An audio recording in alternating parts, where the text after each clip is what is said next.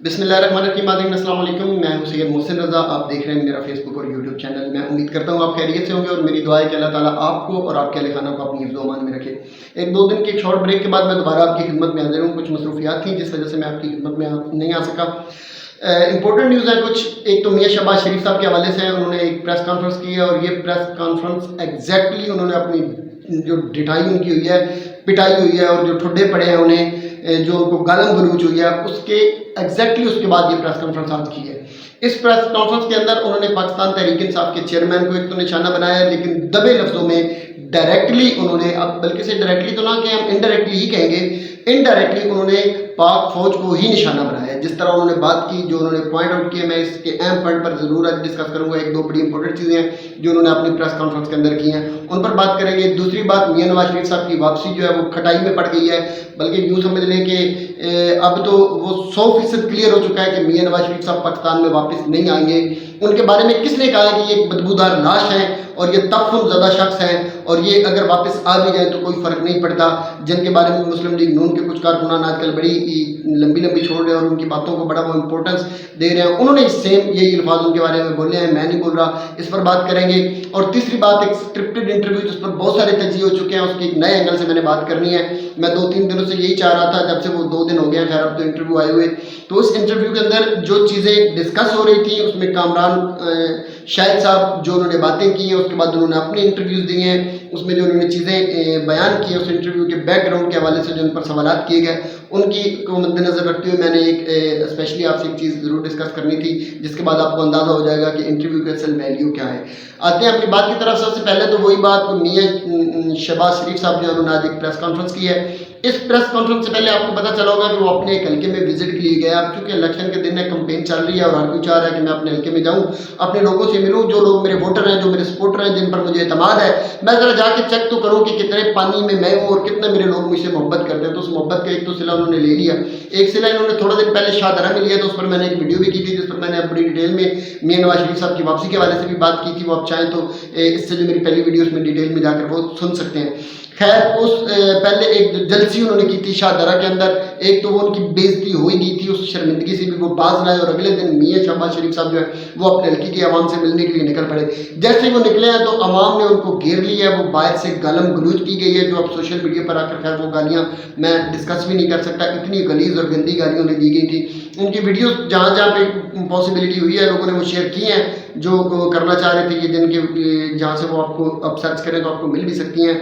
लेकिन बहरहाल उनकी गाड़ी की शीशी तोड़े गए, उन्हें गालम गलूच की गई, उन्हें निकल बाहर और इस तरह के नारे लगाए गए। तो ये इंतहाई बेइज्जती और जिल्लत की बात है और इनके लिए वही मुझे डॉक्टर तारुल कादरी साहब के अल्फाज याद आ रहे हैं। उन्होंने कहा था कि इनको ठोडे पड़ेंगे, इनको मुक्के पड़ेंगे, इनको सोटे पड़ेंगे, ये जलील हो जाएंगे और पाकिस्तान क्या पूरी दुनिया के अंदर इनके लिए रहने के लिए ज़मीन तंग कर दी जाएगी।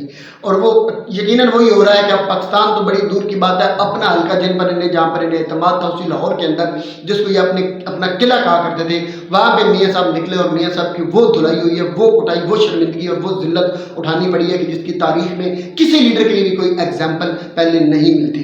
खैर, उसके बाद मियाँ साहब ने एक प्रेस कॉन्फ्रेंस की और प्रेस कॉन्फ्रेंस के अंदर उन्होंने ये कहा है कि एहतसाब के बारे में उन्होंने बात करते हुए कहा है कि एहतसाब जो है वो हर बार सियासतदानों का ही क्यों होता है। बात बिल्कुल एक्यूरेट है, कोई गलत बात उन्होंने नहीं की है कि हर बार सियासतदानों का ही एहतसाब क्यों होता है। एहतसाब वो बियॉन्ड द पॉलिटिशियंस होना चाहिए कि सिर्फ सियासतदान ही करप्ट नहीं है, बाकी भी सोसाइटी में, इदारों में बाकी भी लोग बैठे हैं जो करप्शन करते हैं, उनका भी एहतसाब होना चाहिए। लेकिन इनडायरेक्टली मियां शहबाज शरीफ साहब ये किसको कह रहे हैं आप समझ चुके होंगे। यकीनन उनकी मुराद जर्नैल है, यकीनन उनकी मुराद बड़े लोग हैं, यकीनन उनकी मुराद वो है जो जिनकी उंगली के इशारों पर हमारी पॉलिटिक्स चलती है, हमारी जमहूरियत चलती है, हमारे पॉलिटिशियन चलते हैं, हमारा पूरे का पूरा सिस्टम चलता है। उनकी मुराद GHQ भी हो सकता है, उनकी मुराद ब्यूरोक्रेसी भी हो सकती है, उनकी मुराद पूरी की पूरी एस्टैब्लिशमेंट भी हो सकती है। तो वो कहना ये चाह रहे थे कि इनका भी एहतसाब होना चाहिए। अब इसमें आप ढूंढ खुद लें, क्योंकि मियाँ साहब को छोटी शख्सियत तो है नहीं। अब जब वो इस तरह की बात कर रहे होते हैं तो पता होता है कि फिर ये किसकी तरफ इशारा कर रहे हैं कि यहाँ पे एहतसाब तो सबका हुआ है, पॉलिटिशियंस का भी एहतसाब होता रहा है, ब्यूरोक्रेसी का भी एहतसाब होता रहा है और भी बड़े लोगों का एहतसाब हुआ है। अगर कोई एहतसाब से बचा हुआ है तो दुनिया ये समझती है, मैं ये नहीं कह रहा, खैर लोग ये समझते हैं कि शायद वो आर्मी या जर्नैल ऐसे हैं जिनका एहतसाब नहीं होता है। तो मियाँ साहब इनडायरेक्टली जब ये कह रहे हैं कि उनका भी एहतसाब होना चाहिए, तो वो डायरेक्ट तो यही बात कर रहे हैं कि ये करप्ट लोग हैं और इनकी करप्शन को भी ایکسپوز کرنا چاہیے.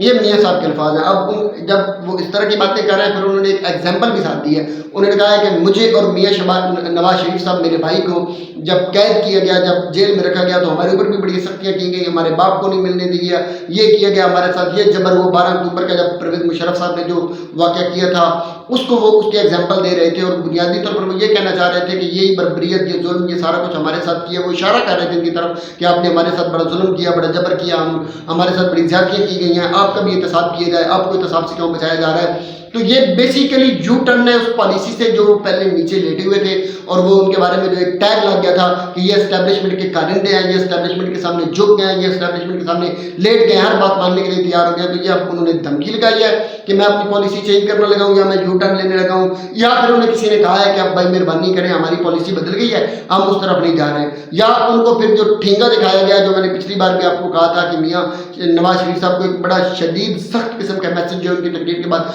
پہنچا دیا گیا تھا, یا پھر اس کے بعد کوئی کسی قسم کی جب ان کی آپس میں وہ مفاہمت نہیں ہو سکتی ہے تو پھر میاں صاحب اپنی پالیسی بدل رہے ہیں. یہ الگ بات ہے کہ اینڈ پہ انہوں نے یہ کہا کہ ہم نے کوئی جی ایچ کیو پہ حملہ نہیں کیا, ہم نے یہ نہیں کیا, ہم نے وہ. آپ کی اصل میں جرت ہی نہیں ہے, جرت خیر کسی کی بھی نہیں ہے جی ایچ کیو پہ حملہ کرنے کی. کون ہے یہ جنہوں نے کیا ہے, وہ بھی آپ کو پتا ہے کہ وہ ان کی بھی ہمت اور جرت اور اتنی ان میں نہیں تھی کہ وہ جی ایچ کیو کی طرف آنکھ اٹھا کے دیکھ بھی سکیں. دنیا کی کسی فوج کی جرت کے اندر اتنی ہمت اور جرت نہیں ہے کہ ہمارے جی ایچ کی طرف دیکھ سکے تم کیا چیز ہو اور تمہاری پارٹی کیا چیز ہے اور پاکستان تحریک انصاف کیا چیز ہے. میں سب کی بات کر رہا ہوں, خیر پولیٹیشین کی پوری کی بات کر رہا ہوں کہ کوئی بھی اتنی ہمت نہیں دکھا سکتا, جرت نہیں دکھا سکتا. تو آپ یہ کہنا چاہ رہے ہیں کہ یہ وہ تو بڑے ظالم لوگ ہیں تو ہمارے ساتھ پھر بھی کریں, ہم نہیں تو ہم دوسری طرف جا رہے ہیں. تو یہ بیسیکلی آپ نے ایک میسج دیا اپنی پریس کانفرنس کے اندر کہ میری ڈٹائی, میری کٹائی, میری پٹائی جو کی ہے وہ آپ نے کروائی ہے. اگر آپ یہ کریں گے تو بدلے میں ہم یہ کریں گے, نہیں تو بہتر یہی ہے کہ آپ ہمارے ساتھ کر لیں, ہم کو آپ پر حملے کرتے ہیں, ہم کو یہ کرتے ہیں. تو وہ مطلب انہوں نے اپنی بات کو کور کرنے کے لیے آخری جملہ اس میں ایڈ کیا ہے. اینی وے ایک اور بڑی امپورٹنٹ نیوز ہے وہ میاں نواز شریف صاحب کے حوالے سے ہے کہ آپ کو پتا ہے کہ میں پچھلی اپنی ہر ویڈیو میں یہ بات کر رہا ہوں کہ نواز شریف الٹا لٹک جائے گا, چمڑی اتر جائے گی, مر جائے گا, ذلیل ہو جائے گا, پاکستان واپس نہیں آئے گا. اگر آئے گا تو وہ سیدھا اڈیالہ جیل کے اندر جائے گا. اب وہی بات ہوئی ہے کہ انہوں نے اپنی میڈیکل رپورٹ سبمٹ کروا دی ہے, اور انہوں نے کہا ہے کہ چونکہ ہماری عدالتیں ہمارے ڈاکٹر کی جو ٹیم ہے, ڈاکٹرز کی ٹیم اگر ہمیں پرمیشن نہیں دیتی ہے میاں صاحب کو پاکستان آنے کی, تو میاں صاحب واپس نہیں آئیں گے, کیونکہ ان کی اب انجائنا کا بھی مسئلہ نکل آیا ہے, ان کی ہارٹ بیٹ دوبارہ سے اب خراب ہونا شروع ہو گئی ہے. چونکہ انہوں نے اپنا آپ کو پتا ہے بائی پاس کروایا تھا, تو اب پھر سے انہیں مسائل آنا شروع ہو گئے, وہ اپنا چیک اپ کروا رہے تھے. تو اب یہ بہانے, یہ معاملات یہ چلتے رہیں گے, اور ایٹ دی اینڈ یہ کریں گے, یہ کہ اناؤنسمنٹ کر دیں گے کہ ڈاکٹرز نے اجازت نہیں دیا, میاں تو تڑپ رہا تھا پاکستان آنے کے لیے. تو بھائی ہم بھی تڑپ رہے ہیں, ذرا لے کے آئیں. ہم سے مراد میں نہیں ہوں, کم از کم عوام تڑپ رہی ہے, ان کے ووٹر تڑپ رہے ہیں, ان کے سپورٹر تڑپ رہے ہیں, جن کو اپنے 125 ہنڈا 2 دینے کے لیے کہا تھا, وہ سارے تڑپ رہے ہیں. ہنڈے کے لیے لوگوں نے کمٹمنٹس لے لی ہوئی ہیں کہ بھائی میرا 125 آنے والا ہے, کچھ دن صبر کر جائیں, پھر ہم انشاءاللہ 125 پہ سیر سپٹے کرنے کے لیے شمالی علاقات میں جائیں گے. پھر لوگوں کو ہوتی ہے نا, بائکرز کی یہی ہوتی ہے کہ وہ نکل, تو وہ آپ لے آئیں واپس. لوگ بڑے پریشان بیٹھے ہیں, آپ کی میڈیکل رپورٹیں اگر اجازت نہیں بھی دیتی ہے تو کوئی نہیں, پاکستان کی سرزمین پر آ کے اگر ایک بندہ مر بھی گیا تو کچھ نہیں ہوگا, تدفین ہی ہونی ہے, ادھر بھی ہونی ہے, ادھر بھی ہونی ہے, تو کوئی پریشانی والی بات ہے نہیں. لیکن میں پھر بھی کہہ رہا ہوں کہ وہ ادھر آئیں گے تو پھر بھی وہ سیدھا جیل میں جائیں گے, اور وہ آئیں گے ہی نہیں. ابد اسی پر بات کرتے ہوئے جو فیصل واڈا صاحب انہوں نے ایک بات کی, انہوں نے کہا ہے کہ نواز شریف ایک تعفن زدہ جنازہ ہے. الفاظ دیکھیں, یہ فیصل واڈا صاحب انہوں نے ایک ٹی وی پروگرام میں بات کرتے ہوئے یہ بات کی ہے. انہوں نے کہا کہ نواز شریف ایک تعفن زدہ جنازہ ہے. اس جنازے کو اگر آپ پاکستان میں لے کے بھی آئیں گے تو کوئی فرق نہیں پڑے گا. اتنی مطلب ایسی لینگویج, یہ الفاظ. اب یہ آپ کے بارے میں ایک وہ پولیٹیشین بول رہے ہیں جن کے بارے میں جن کے آپ یہ کہتے ہیں کہ وہ ہمارے سپورٹر ہو چکے ہیں, پی ٹی آئی کے خلاف بول رہے ہیں, پی ٹی آئی کو وہ چھوڑ چکے ہیں, اور پی ٹی آئی سے وہ تنگ آ چکے تھے, اور P T I Imran Khan کے تو وہ بڑے عمران خان کو دشمن سمجھتے تھے. تو بھائی جس کو وہ ملک کا وفادار سمجھتے تھے, ان کے بارے میں یہ کہہ رہے ہیں کہ یہ تعفن زدہ بدبودار لاش اور جنازہ ہے جس کے پاکستان آنے سے بھی کوئی فرق نہیں پڑے گا. بات بالکل انہوں نے ٹھیک کی ہے, یہ غلط بات نہیں ہے, کیونکہ اگر آپ کو کوئی شک ہے یا کوئی مسئلہ ہے تو آپ انہیں ایک دفعہ واپس لا کے دیکھ بھی لیں, پھر آپ کو اندازہ ہو جائے گا کہ لوگ ہمارے بارے میں کیا سوچ رہے ہیں اور کس طرح سوچ رہے ہیں. ایک اسکرپٹڈ انٹرویو چلایا گیا, اسکرپٹڈ میں اس لیے اب کہہ رہا ہوں کہ وہ ساری دنیا سے اسکرپٹڈ کہہ رہی ہے. کامران شاہد صاحب ان کی حویلی میں رات کے ٹائم پہ وہ انٹرویو ہوا, دنیا نیوز کے چینل کی طرف سے جو نشر کیا گیا. اس انٹرویو میں عثمان ڈار صاحب کے کچھ انہوں نے الزامات لگائے. بظاہر وہ الزامات کہیں یا انکشافات کہیں, جو اپنی مرضی کہہ لیں, جس کو انکشافات کہنے چاہیے وہ انکشافات کہہ لیں, جیسے الزامات لگتے ہیں وہ الزامات کہہ لیں. انہوں نے یہ کہا ہے کہ عمران خان صاحب نے 9 مئی کا واقعہ خود کروایا, ان کی میٹنگ میں میں بھی موجود تھا, فلاں بھی تھا, فلاں بھی تھا, تو یہ ہم سب نے مل کے کیا ہے. اور اس کا سارا جو مدعا ہے انہوں نے وہ خان صاحب پر ڈال دی، عمران خان صاحب اس کے ذمہ دار ہے، اور اس کے بعد وہ جیسے ہوتا ہے پرانا معاملہ وہ اپنی فیملی میں چلے گئے۔ انٹرویو کے بارے میں آپ کو سب سے ویسے بہترین تجزیہ آپ اس کا سن چکے ہیں، مختلف لوگوں نے کیا ہے۔ ویسے تو یہ پرانا ہتھ کنڈا ہے، پرانی پالیسی ہے، لوگ اب اس کو بالکل بھی ماننے کے لیے تیار نہیں ہیں۔ لوگ اب جان چکے ہیں کہ یہ ساری کی ساری ایک پالیسی پلاننگ کے تحت یہ کروایا جا رہا ہے، گن پوائنٹ کروایا جا رہا ہے۔ ان کے بعد ان کی مدر نے جو اسٹیٹمنٹ دی ہے، اس اسٹیٹمنٹ کے بعد تو وہ سارے کا سارا اس کا اثر ہی ظاہر ہو گیا، وہ سارا سمجھے پوری کی پوری فلم ضائع ہو گئی، پوری فلم فلاپ ہو گئی وہ جو انہوں نے چلائی تھی۔ خیر اس انٹرویو کے اسکرپٹڈ ہونے کے بارے میں کچھ چیزیں آ رہی ہیں، ایک ویڈیوز میں آئی ہے، وہ ویڈیو ہو سکتا تو میں شیئر کروں گا، نہیں تو اس کا میں لنک اپنی ڈسکرپشن میں ضرور دے دوں گا۔ اس میں ایک آرمی کے ایک شخصیت ہے جو فوجی وردی میں ملبوس ہے، وہ شیشے میں پیچھے نظر آ رہا ہے کہ اٹھ کے جا رہے ہیں، تو اس سے یہ اندازہ لگایا جا رہا ہے کہ یہ جو ہے انٹرویو وہ آرمی کی موجودگی میں یا کسی فوجی افسر کی موجودگی میں کروایا گیا ہے۔ تو یہ بالکل ایک غلط فہمی ہو سکتی ہے، کیونکہ ان کی اپنی سیکورٹی بھی ہے۔ کامران شاہد صاحب جو ان کے گھر کے اندر وہ کوئی عام لوگ نہیں، ان کی اپنی سیکورٹی، ان کی کوئی سیکورٹی کا بھی بندہ ہو سکتا ہے، تو ضروری نہیں کہ آپ اگر کچھ یونیفارم میں کوئی بندہ اگر آپ کو نظر آئے، پہلی بات تو یہ کہ وہ فیک بھی ایڈٹ بھی کیا جا سکتا ہے۔ دوسری بات یہ کہ اگر آپ نے کوئی بندہ دیکھ لیا تو ضروری نہیں ہے کہ وہ کسی ادارے کا ہی بندہ ہو، وہ ان کے اپنی سیکورٹی کا بھی بندہ ہو سکتا ہے، اور ان کی سیکورٹی وہاں پہ موجود ہوتی ہے، وہ ایک اس طرح کا ہی وہاں پہ ماحول ہے کہ سیکورٹی ضروری ہے وہاں پہ۔ اینی وے کامران شاہد صاحب نے جب وہ انٹرویو کیا تو اس انٹرویو کے بعد انہوں نے مختلف چیزوں پہ تبصرہ کرتے ہوئے بڑی پیاری بات کی۔ انہوں نے ایک شخص سے کہا، جب انہیں یہ کہا گیا، اویس صاحب جو پاکستان تحریک انصاف کے رہنما ہیں، جب انہوں نے کہا کہ اس طرح کا آپ نے اسکرپٹڈ انٹرویو کیا تو میں آپ کو اس پر مبارکباد دیتا ہوں کہ اسٹیبلشمنٹ نے آپ کو چنا، تو انہوں نے پھر یہ بات کی ہے کہ دیکھیے قرآن و حدیث کو بھی پڑھ لینا چاہیے، یہ فرمایا گیا ہے کہ کسی خبر کی جب تک تصدیق نہ ہو جائے تب تک وہ بات نہیں کرنی چاہیے۔ تو اس بات میں انہوں نے کہا کہ آپ کے پاس کوئی پروف نہیں ہے، کوئی قرآن و حدیث کو اگر آپ نے پڑھا تو یہ الزام لگا رہے ہیں۔ تو دیکھیں کامران شاہد صاحب، آپ نے کسی بھی انٹرویو میں اس بات کی ابھی تک نفی نہیں کی ہے کہ مجھے اسٹیبلشمنٹ نے نہیں کہا۔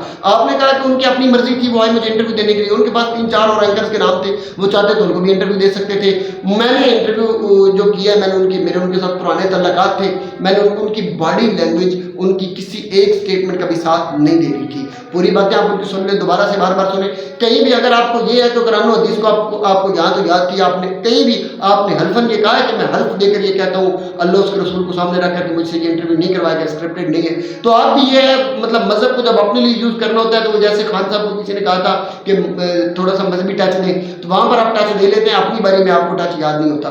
خیر آپ کی باڈی لینگویج، آپ کے الفاظ، آپ کا اس کا کسی بھی طرح اس کی نفی نہ کرنا، یہ سارے کے سارے پروف ہے۔ اور باقی انٹرویو کس ٹائم پہ کیا گیا ہے، عثمان ڈار صاحب جو ان کی جس طرح کی حالت نظر آ رہی تھی، جتنی جلدی میں انٹرویو ہوا اور اچانک اس طرح ہوا، یہ سارے راستے اسی طرف جاتے ہیں کہ یہ اسکرپٹڈ انٹرویو تھا، اور اس اسکرپٹڈ انٹرویو کا بہرحال اثر اب پوری طرح زیرو ہو چکا ہے جب ان کی ماں نے اسٹیٹمنٹ دے دی ہے۔ خیر اینی وے پاکستان کے حالات اگلے ایک ہفتے کے اندر اندر مختلف ہونے لگے ہیں، مختلف چیزیں ہونے جا رہی ہیں، ان کا اب جو بھی ان کی اپڈیٹ آئے گی میں انشاءاللہ آپ سے ضرور شیئر کروں گا۔ تب تک اپنا خیال رکھیے گا۔ اللہ تعالیٰ میرا آپ کا ہم سب کا آمین ناصر ہو۔ والسلام۔